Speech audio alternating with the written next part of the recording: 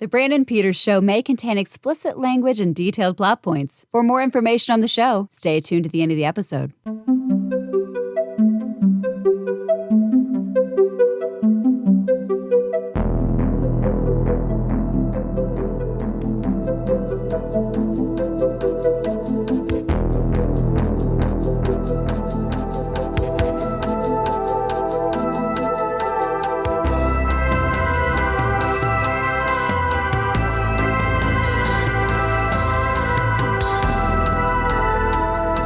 And now, here's Brandon.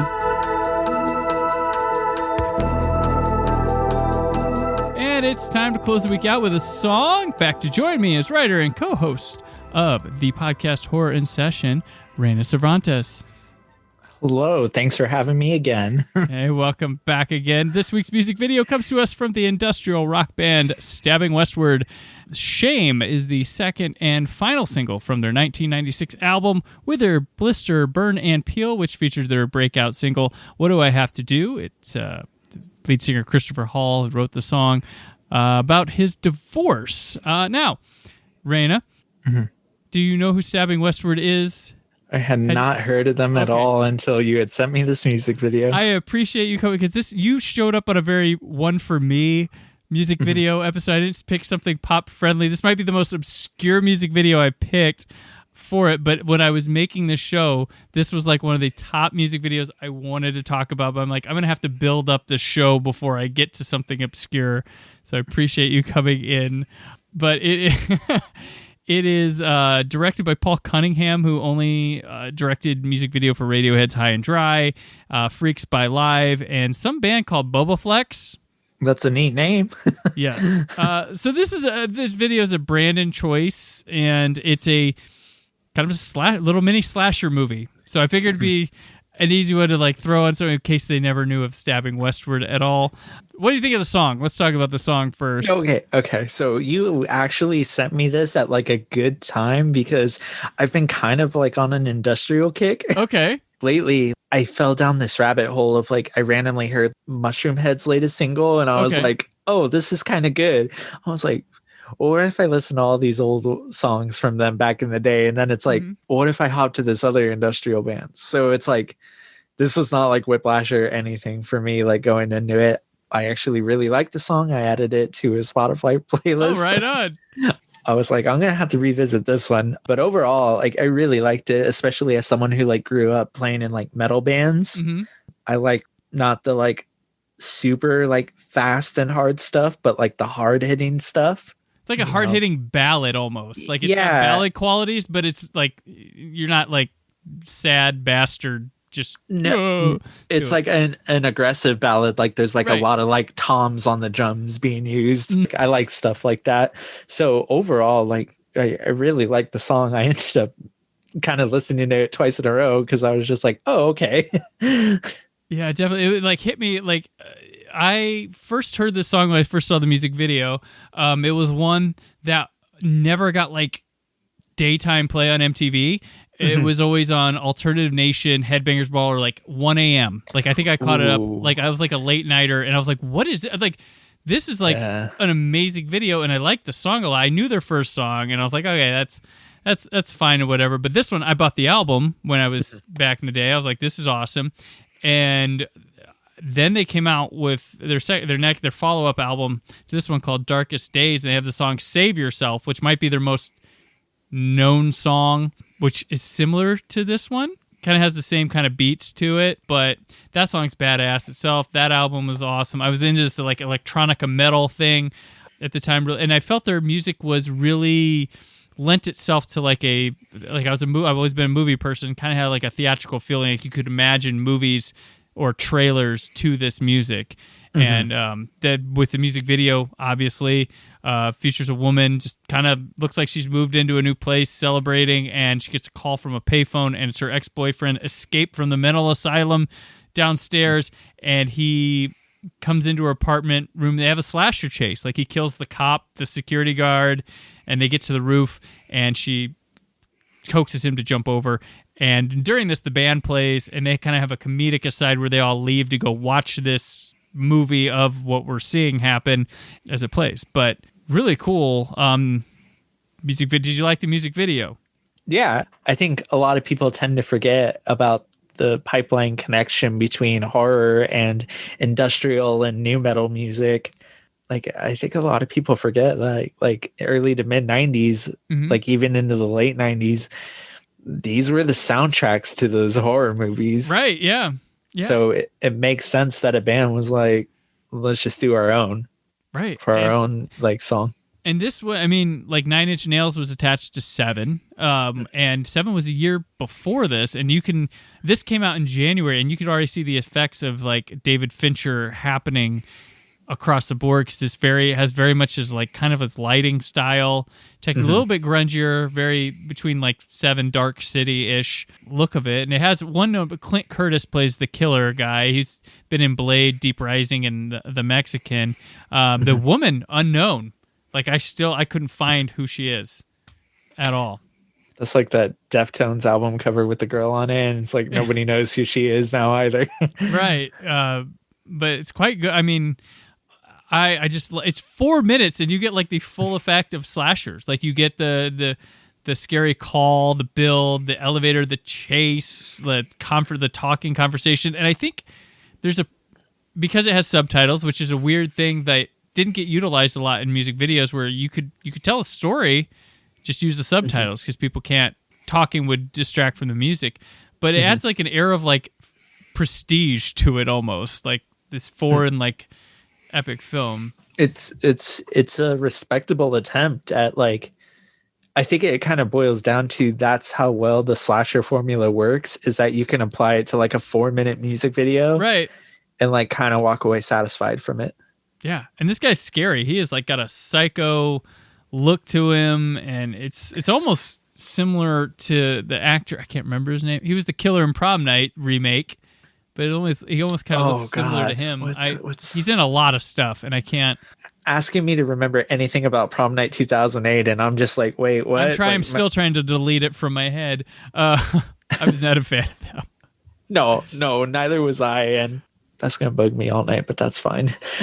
I definitely miss when like bands would do stuff like this, because I grew up listening to like Slipknot and like all these other like hard hitting bands that would have like these horror adjacent music videos. And kind of, I think music videos nowadays are like almost like a lost art. Yeah, they've given up on it. There's no money in them.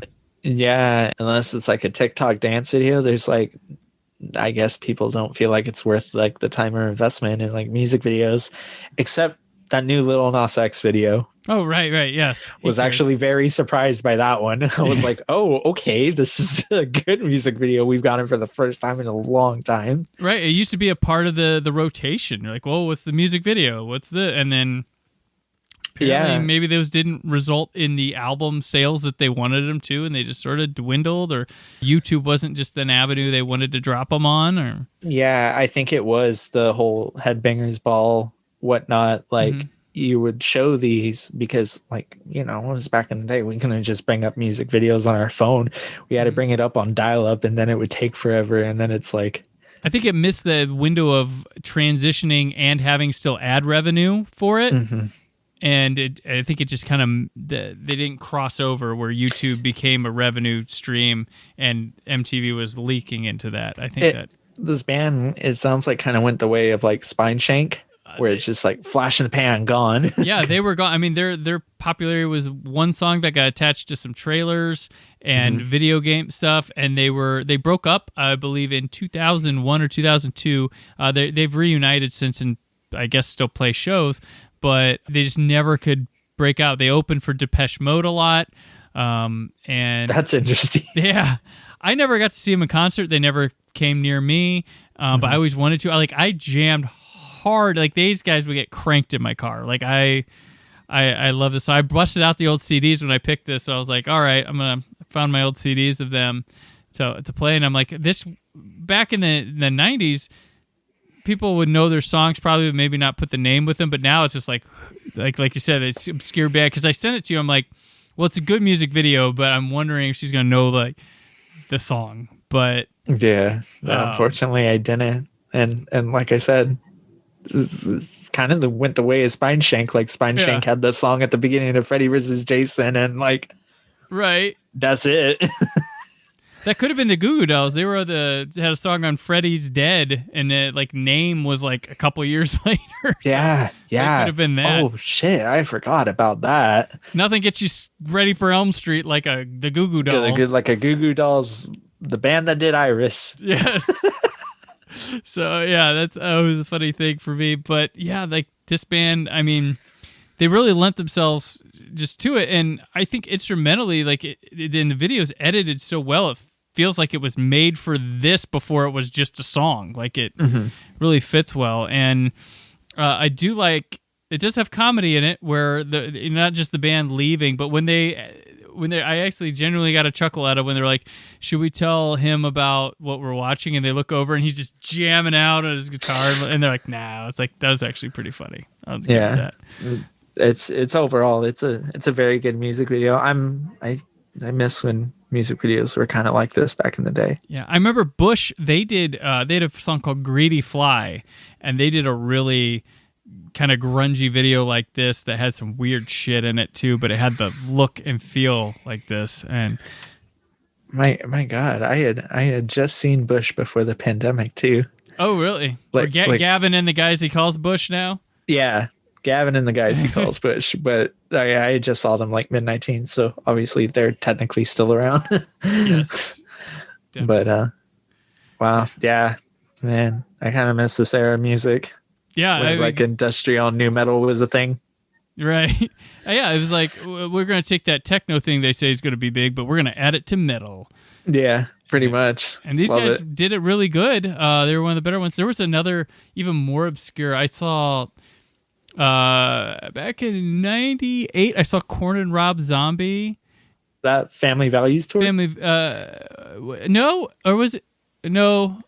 It was Rock is Dead or something. It was like '98 or. I would have been impressed with myself if I pulled out Family Values right off the top of my head. I did see the Family Values tour the next year with like Crystal Method, Filter, Limp Bizkit, but Korn played a secret show there. They weren't scheduled, and they surprised and dropped some new album stuff. It was when Issues was coming out. This was all before like my era of like going to see concerts. So I hear like stories of these like legendary like late '90s tours. Gotcha. Yeah. So like '98, they had this band called Video Drone, I believe that was their name, open for them, and they never busted out to anything, but I bought their album. It was pretty cool. Really electronic heavy sound, but we all died laughing when we saw them play live.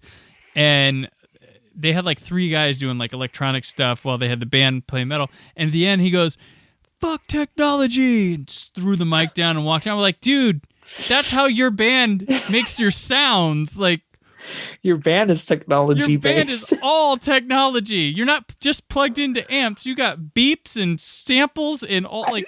Even then, the electric guitar and the electric bass is technology. Right. It's like Leo Fender experimenting with like soldering, like amplification. So should I not buy your album in the lobby? Like yeah. See, I use technology to play that CD. Like, what do I do? Yeah, it was hilarious. It's confusing. But that band was not Stabbing Westward. Go, people who haven't heard, check them out. They're just, even if you're not into metal, I think you could find a couple songs of theirs that you might go, okay, that's really cool, because yeah, they have a very theatrical sound to them that I'm drawn to. So. All right, that'll do it for this week. Reyna, thanks for reminiscing on my memories of a band and introducing you to some... Listen, this was worth it because this is the most I've ever talked about Spine Shank in the last like 15 years. There we go. Fair enough. All right, but I have had the funnest time talking with you about home video, all the stuff this week. Before we head into the weekend, let people know where they can keep up with your work. Yeah, so you can find me on Twitter and Instagram at JFC Doomblade. You can also find my work being published pretty regularly at bloodydisgusting.com and screenqueens.com. And I do run a horror podcast at Horror in Session. We're available on Apple Podcasts and Spotify Podcasts. All right. Now I'm on Twitter and Instagram at Brandon4KUHD, written work at whysoblu.com. The Brandon Peters Show returns all new next week. But until then, always remember to keep the positivity in your online film chatter. Thank you for listening. The Brandon Peters Show is a Creative Zombie Studios production. Produced by Brad Shoemaker and Brandon Peters. Written and edited by Brandon Peters. Announcer vocals by Jessica Alsman. Theme song by Metavari. Web design and show art by Brad Shoemaker with Brandon Peters. All music and clips featured in the episode are property of their respective studios and no infringement is intended. Additional information on this and other episodes at BrandonPetersShow.com. For any inquiries, press opportunities, or sponsorship, contact mail at BrandonPetersShow.com. The show is available on Apple Music, Spotify, or anywhere podcasts are found.